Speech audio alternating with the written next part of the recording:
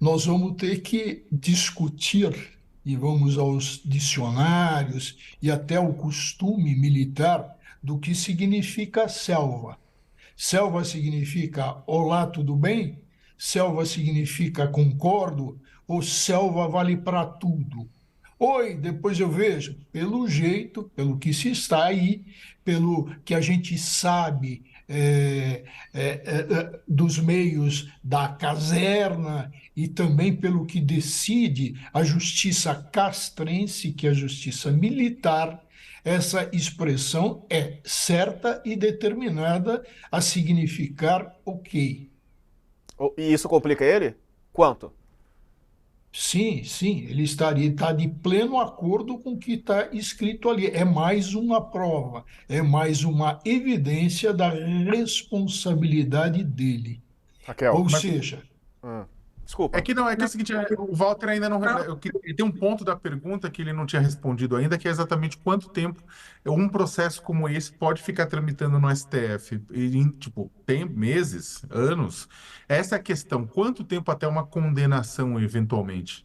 olha, Sakamoto, vamos pensar que o advogado do Bolsonaro arrole alguém nos Estados Unidos que tenha vendido a joia, tenha feito avaliação da joia de alguma forma.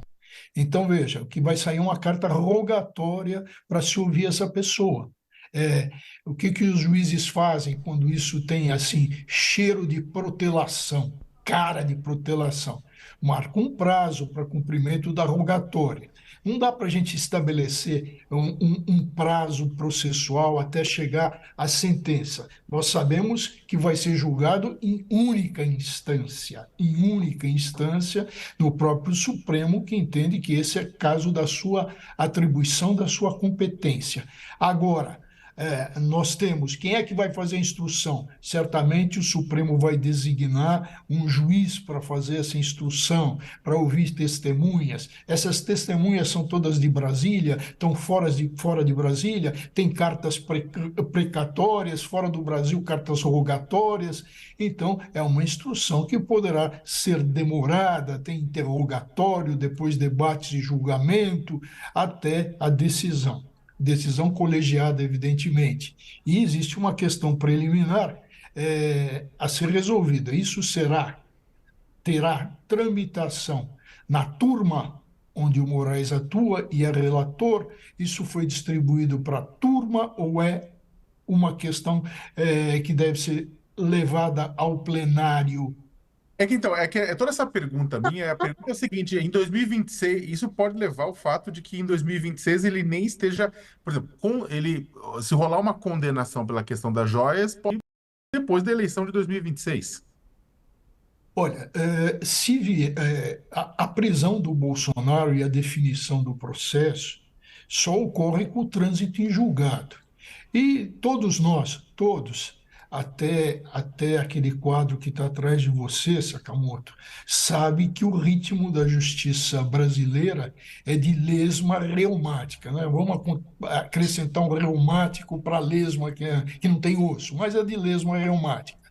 E o Supremo Tribunal tem se revelado também, e o Moraes, idem, idem, um tribunal mais político do que técnico-jurídico. Então, enfiar na gaveta, começar uma sessão e não acabar, deixar para outra, isso faz parte aí do quê? Daquilo que a gente assiste, dessas manobras políticas que o Supremo não deveria fazer e faz. É uma pergunta sua, Sakamoto, eu diria que de US$ 1 milhão, tá? Quanto tempo vai demorar? Raquel. professor Mainov, no site aqui do Globo, eles estão listando uma série de evidências que, na opinião da PF, seriam provas do envolvimento de Jair Bolsonaro. Além dessa mensagem que a gente mostrou do Selva, Tem o depoimento do pai do Mauro Cid dizendo que entregou para Jair Bolsonaro US$ 68 mil em dinheiro. Tem o histórico de navegação do Bolsonaro, fazendo pesquisa sobre o kit de joias. Tem conversa dele com o ASEF, logo depois que o ASEF também fala com outros envolvidos sobre a questão das joias, enfim, tem cotação de passagem, tem uma série de evidências que a PF vai reunindo para implicar Jair Bolsonaro neste caso. Na sua avaliação, está tudo bem conectado? Realmente já dá para confirmar que Jair Bolsonaro era o comandante dessa organização criminosa para desviar patrimônio público?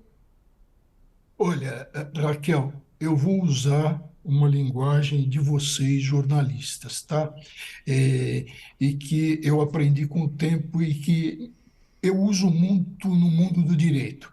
Contra o Bolsonaro existe, aspas, prova provada. Não tem saída.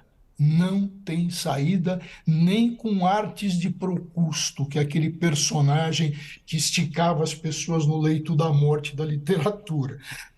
Então, veja, o Bolsonaro estaria, usando uma expressão da italianidade, estaria enfarinati e friti, que quer dizer com a farinha e frito que nem um bife à milanesa. Tudo é conectado. E tem um outro ponto que me parece muito importante. Sakamoto, um dia eu fui a uma conferência internacional sobre lavagem de dinheiro e reciclagem de capitais. Foi nesse fim de E semana em Balneário? Não, né? Não, ali eu acho que é como se bate carteiras e outros tipos de delitos. E como se engana a população e como se usa o populismo na sua raiz. Então, outra coisa. E nesse encontro eu fiquei impressionadíssimo com uma frase que foi dita nada mais, nada menos do que a responsável pelo Ministério Público da Confederação Helvética da Suíça. Chama-se Carla Del Ponte, que os mafiosos o apelidaram de Carla La Peste, porque ela, pelo seu modo de agir, pela sua competência. E ela disse o seguinte, que a lavagem de dinheiro depende da criatividade do lavador. Se a gente olhar para esse caso do Bolsonaro, ele é um lavador primário, de quinta categoria, não é um profissional da lavagem, é um diletante ridículo. Por quê? Porque ele deixa todas essas provas da lavagem, então ele quer lavar o quê? Ele quer lavar o peculato. Ele quer transformar o peculato, ele quer sumir com o peculato e com aquilo que comprova o peculato, o objeto do peculato, que são as joias. Ele quer sumir com aquilo tudo. Então, o que ele faz? Ele faz uma venda que é toda documentada, ele faz avaliações, ele troca mensagens, ele coloca o seu ajudante de ordem que vira um delator.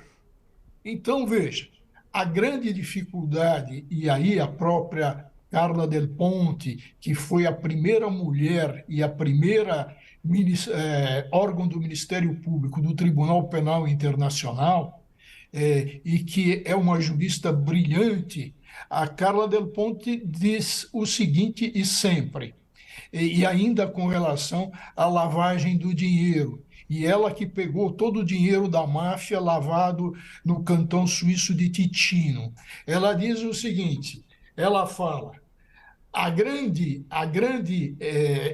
sorte dos cidadãos do Estado legal, constitucional, é que muita gente esquece dos profissionais da lavagem e se coloca a querer lavar dinheiro e reciclar capitais sem entender de mercados, sem entender disso. É o caso específico que está aí na nossa cara. Isso é de uma primariedade, é por isso, Raquel, que eu falei, usando a linguagem de vocês, jornalistas, prova provada. É um amadorismo muito grande, né, professor?